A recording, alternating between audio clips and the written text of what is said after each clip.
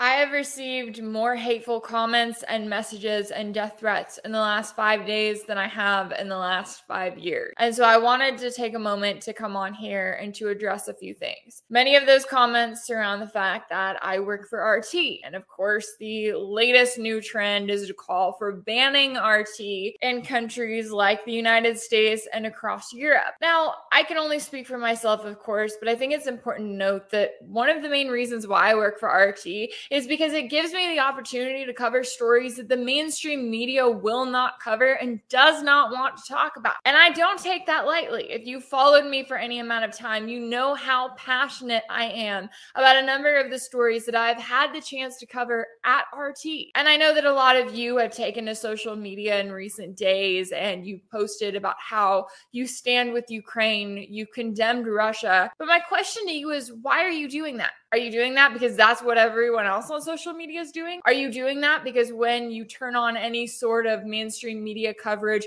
you see that that's what they're doing? So is that then why you're not talking about the civilians in Yemen, Somalia, Iraq, Syria, Afghanistan? Is that why you don't care what the United States government is doing, what it is funding in other countries, the bombs that it is dropping? Is it because social media doesn't care and it's not cool to get online and to say that you stand with the civilians of Yemen who are facing the worst humanitarian crisis in the world? And then you send hateful messages to people like me who say something that doesn't align with the status quo? Because I can tell you right now that I've never been told by RT what I should or shouldn't say. I've never been told that I needed to follow any sort of narrative. And that's why I work for the network that I work for. Do you ever take the time to stop and think about the fact that when it comes to all of these mainstream networks, to these publications who you're believing whenever they talk about RT or Russia or Ukraine or the entire situation that's unfolding right now, you believe what they have to say about that? Yet those are the exact same networks that sold you weapons of mass destruction in Iraq. They were the ones who told you that at any point the United States was winning the Afghanistan war. They were the ones who told you that there were chemical attacks in Syria, that the Obama administration was just arming and training moderate rebels. They were the ones who sold you the justification for the United States continuing to increase its defense budget year after year. And yet, all of those times